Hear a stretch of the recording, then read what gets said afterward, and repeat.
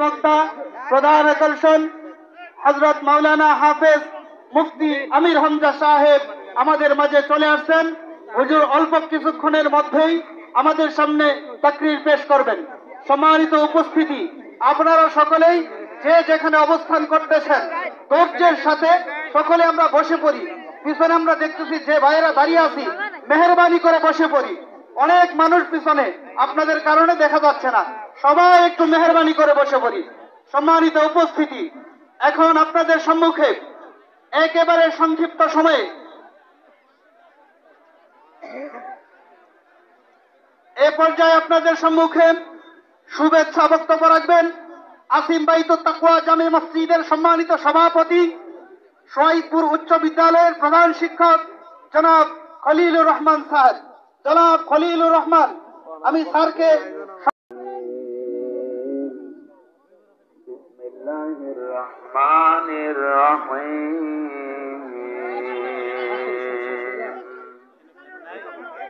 ওয়ালাকাদ আখাযাল্লাহু মিসাকা বানী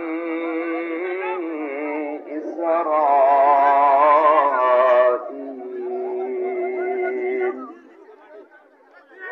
وبعثنا منهم اثني عشر نقيبا وقال الله إني معكم صدقت يا ربنا اللهم صل على محمد وآله وصحبه وبارك وسلم আলহামদুলিল্লাহ। এখানে দাঁড়িয়ে আছেন কারা? সামনে দেওয়া তো বাড়ি করে দেওয়া যেত না।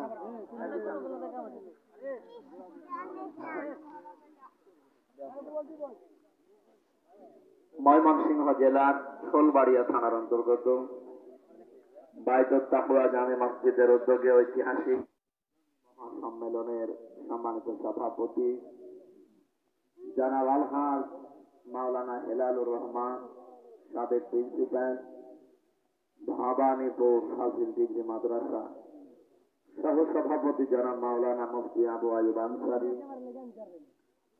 এতক্ষণ যারা আলোচনা রেখেছিলেন মাওলানা হোসেন মাহফুজ চুয়াডাঙ্গা, হাফেজ মাওলানা শাহজাহান কবির, আমার আগে যিনি কথা শুনলেন এলাকার কৃতি সন্তান, বিশিষ্ট ইসলামিক চিন্তাবিদ, রাজনীতিবিদ জনাব অধ্যাপক জসিম উদ্দিন, আতাল আল্লাহু উমরাহু ওয়া বারাকাল্লাহু ফি হায়াতি, বলেন আমিন।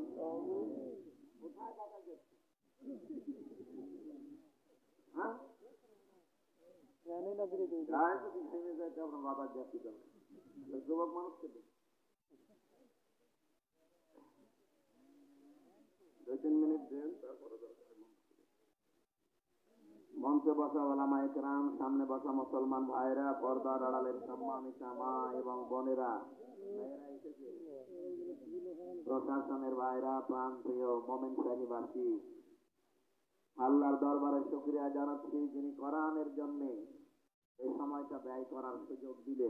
আলহামদুলিল্লাহ। বিশাল একটা জগদ্দল পাথর আমাদের বুকের উপর থেকে নেমে গেছে। এটা হচ্ছে আওয়ামী জাহিলিয়াতের পাথর। আপনি মন খারাপ করলেও এইটাই বাস্তব। ১,৫০০ বছর আগে একটা পাথর নবীজির পিঠকে বাঁকা করে রেখেছিল, ওটার নাম হচ্ছে আওয়ামী জাহিলিয়াতের পাথর। ওরা যা যা করত ঠিক তাই তাই দেখলাম 15.5 বছরে করা হচ্ছিল। আয়না ঘরের কথা নাম শুনলাম, আমি নিজে থেকে ছিলাম, দেখেছি বাস্তবতা। মানুষ এত নিষ্ঠুর হতে পারে।